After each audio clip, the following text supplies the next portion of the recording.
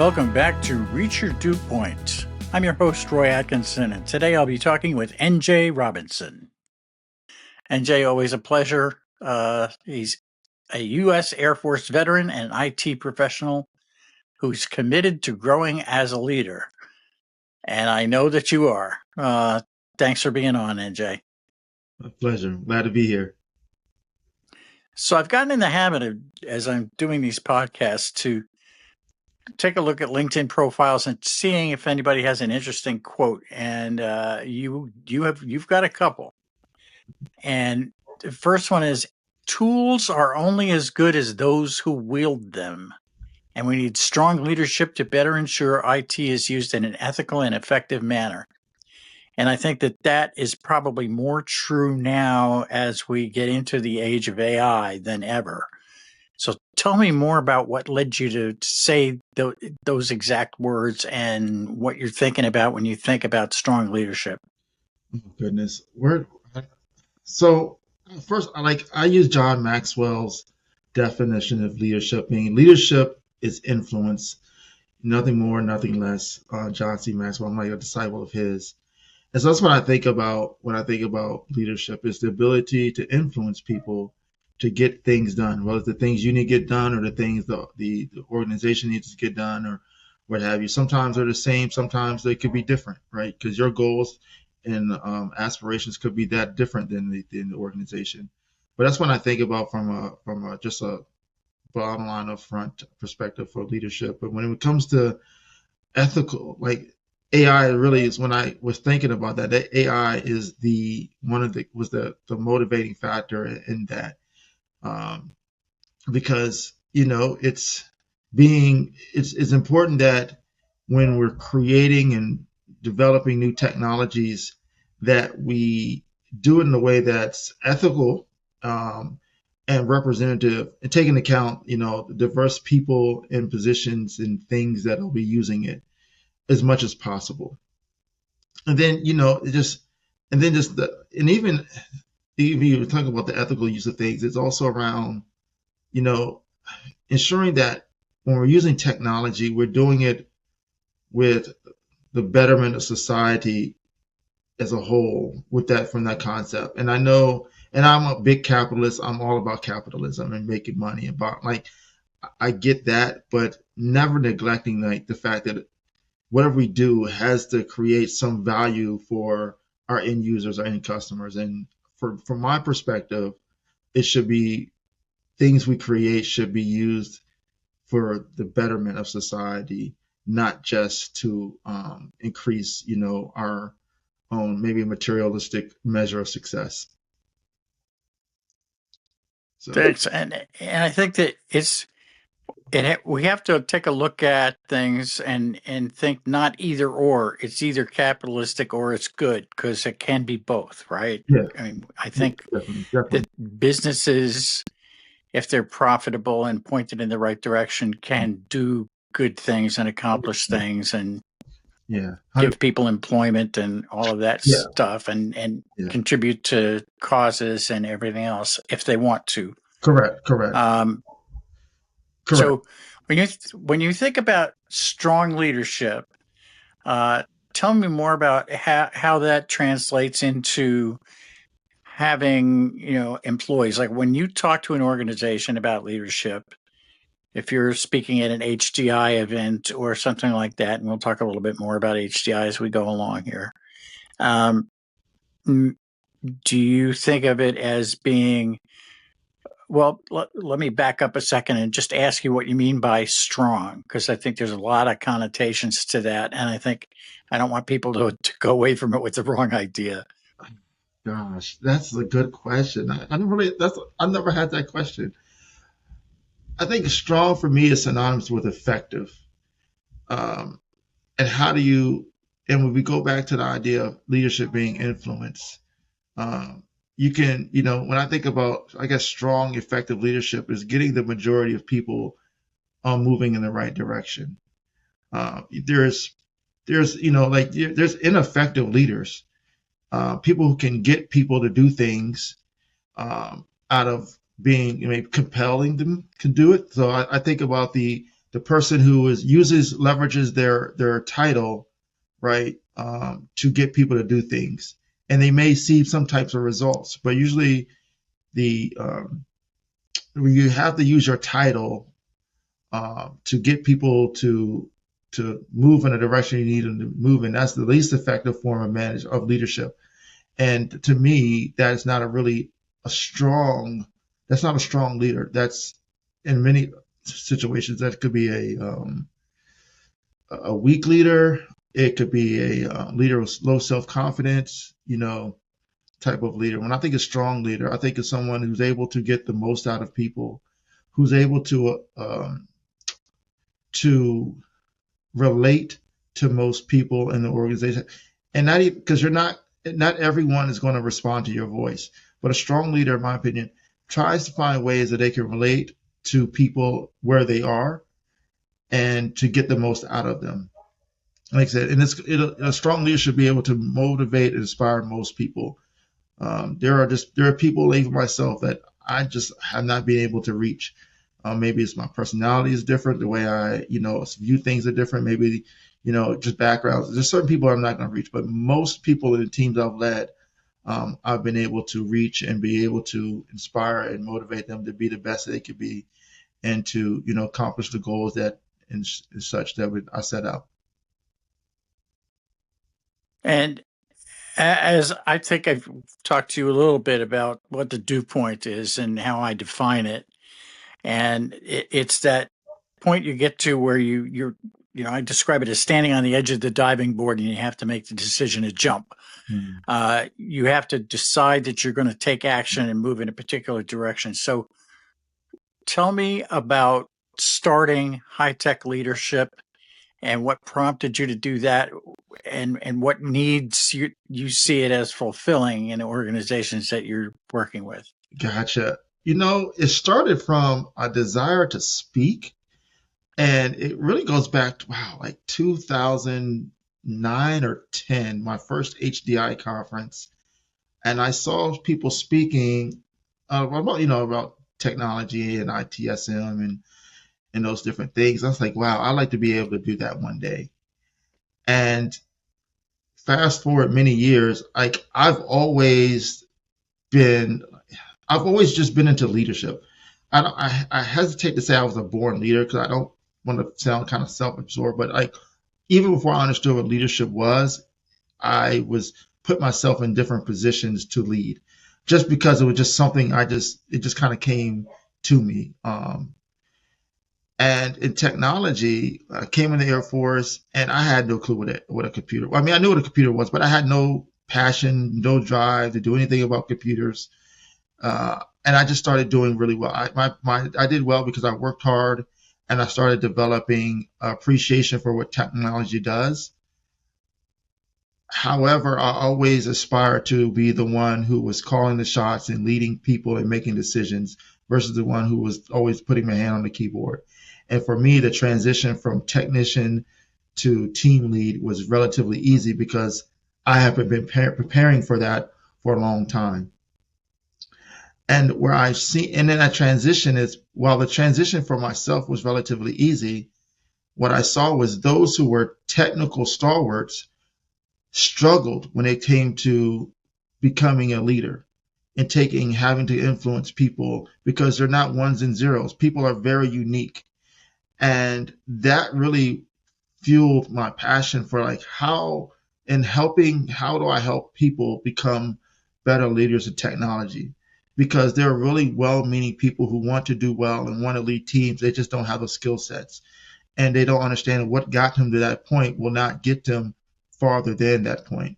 And so that's really what the impetus is. And I saw that there's a need for that in IT. And it's really any kind of high level technical type of role. It'd be engineering or anything science based. But for me, it's technology. And that spurred me. And so when I talk to organizations about leadership, is that expected? Like one of the things I say is that when you move from being an individual contributor to a leader of a few or a leader of many, you're moving from the technology business to really the people business. you start like you can't not get you can't get anything done on your own for the most part and be effective. You have to learn how to work through people to get things done, and that becomes more and more true the higher you up in your roles and the higher up in organizations that you move. And so you really need to strengthen and develop that leadership muscle to be effective. And so if you're leading a team, and you have led teams of technology-based people, right? I mean, that's what you've done for a good part of your career Yeah. in the military. Do you think that the ability to lead that you felt in yourself was developed and was nurtured by the military? Uh, because one thing about the military and leadership, and I mean, there's in the military we have pretty strict ranks and chain of command and all of those things that define how leadership works, which we don't ordinarily have in civilian life, right? Yeah. So, do you feel that helped you shape your approach to leadership? It did. Like I said, I really started reading a lot of John Maxwell books early in my career. And what I always say is I'm a practitioner of leadership. Like when I talk, it's theory, but it's like I actually would read, like some people read a book and put it away. I would read a book. And it could be John Maxwell, be anyone, right? And it'll say, hey, do these things, try these things in these situations. I would literally try those things, those situations. Sometimes I succeed, sometimes I fail. And I continuously building that up. So over 20 years of failures and successes and trial and error, is how I built myself. And I think the best thing about the Air Force or the military, but I'm a proud Air Force vet, is that you have to work with what you have. And so there's not many times where, as I'm a team leader, I don't have the option to hire or fire people. People come and you have to work with what you have and you make the best out of what you have. And you have, a spectrum of skill sets that you have. And so you have to learn how to get the most out of people where they are, understand that people have limitations and their abilities, and you just appreciate that and you position them in a way that helps them and help at the end of the day helps you. And another thing I think the Air Force, the military does is it thrusts you into leadership positions relatively early in your career, where you're Mm, expected to, from we have to do volunteer work, and so for us to be promoted, look good, it's you don't just do volunteer work. Anybody can do that. Is finding opportunities to lead. So I've created opportunities and space for me to lead, even when those opportunities and spaces for me to lead weren't there, which is helpful. And then, like I said, it gets at an early start in your career, like about 3 years into your career, you're expected to demonstrate some type of leadership ability. And so I did 20 years. So, you look at that 17 years of growing myself as a leader from just a small team leader for like maybe some small volunteer events to leading organizations and such, overseeing or co-leading things for organizations and programs and such. And like all the while, like I can't hire and fire anyone. You got to work with the people who are not good, and you work with people who are phenomenal. And so that's helped me now. Doing things in private industry and stuff. I can work with anyone. Um, I can if I do like the ability to pick and choose and build and rearrange teams. I can't lie. That is a great thing to have. But yeah, you don't always have it in the Air Force. I think that's something that makes you better. hmm Interesting. Yeah, And I hadn't thought about that angle of the military, which is, yeah, of course, makes perfect sense. yeah, That you don't get to pick and choose. That here's here's this year's folks and deal with it. yeah. No, I mean, there's a caveat. So, There are times when, like, there's times when you can move people to other teams, but it doesn't happen that often because you don't always have a lot of people to shuffle around. And then some of the people who are just really bad performers, not fit for the Air Force, you can help them find other opportunities in the civilian world. But even that takes a long time, and you still have to work with what you have. So, mhm. Yeah, and a phrase that you've used a couple of times as we've been talking is to get the most out of people, which I totally understand. You've got to have performance as a basis of part of at least part of your leadership. I'm also wondering about the opposite look, which is to get things into people to help them be leaders themselves. And to help them achieve their best personally as well and contribute to the team that way. Is that something that you thought about and worked on as well? Yes. And man, I could go all day about this. I Hmm. don't know how controversial it is, but as a new leader who had some levels of success leading people, I thought I could help everyone. And I kind of spoke to it earlier that, and what I've learned is like, not everyone responds to your voice. It doesn't mean everyone, those who don't respond are antagonistic. It just means that, people respond differently. And it's sometimes, and many times, it's not something you're doing wrong. It's just a difference that I can't always put my hand on.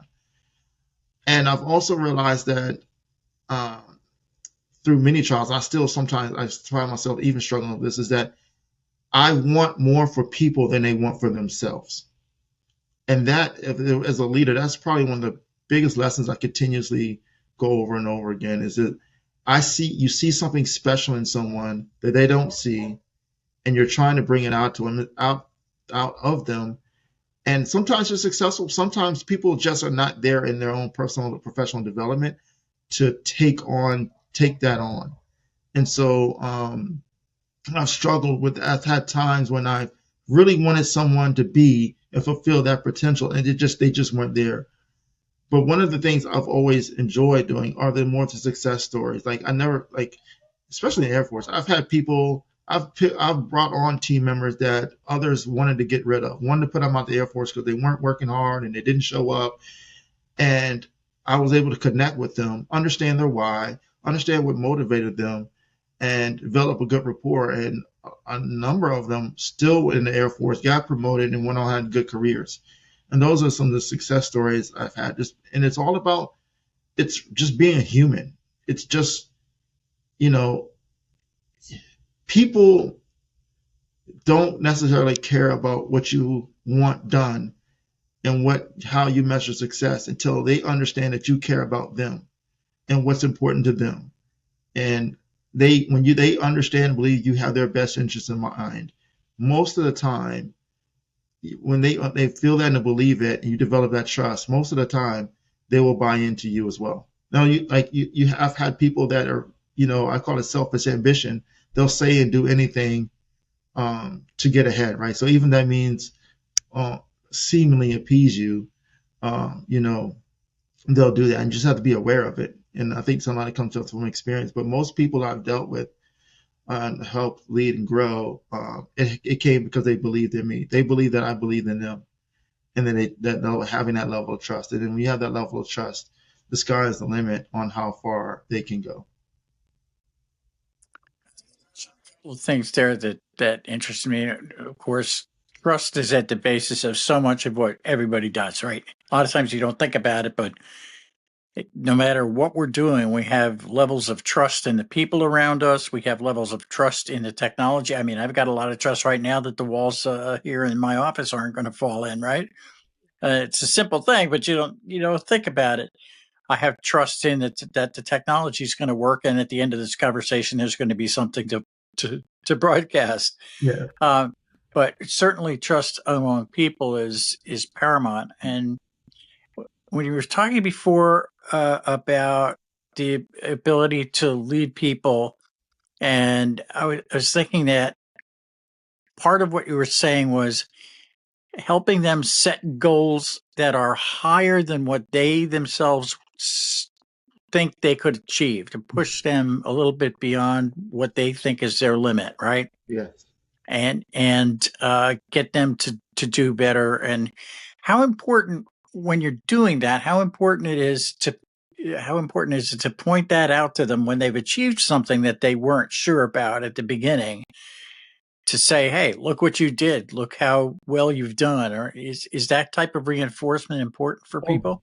most definitely. Most definitely. Like it's celebrating with people, celebrating people's wins and letting them know. Some people, like, man, some people, they don't feel comfortable celebrating themselves. I've had people that no matter how successful they've been or things they've achieved, they just feel guilty about celebrating themselves, embarrassed about celebrating themselves, or they tend to break themselves down. They'll find the one negative thing about them and focus on that versus the successes they've had. And so they need leaders who've trusted them, who've been on that journey with them, to point out and say, hey, it's okay. Like, you really did a great job. Don't discount the things you're doing. Don't discount the thing you did. And it helps them, not even just for that time. They can fall back on those things, those accomplishments, and help build them up for even bigger successes.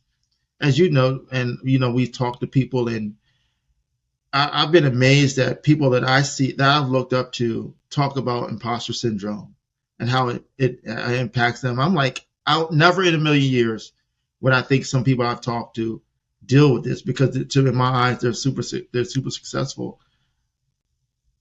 But when I've had conversations, I've talked about how all the different things success they have in the past, and when they reflected on successes, they kind of realize, like, yeah, you know what, like, why am I concerned about this big thing? Because I've done so many other things in my background that we realize that even if there's quote unquote failure is never the result of failure.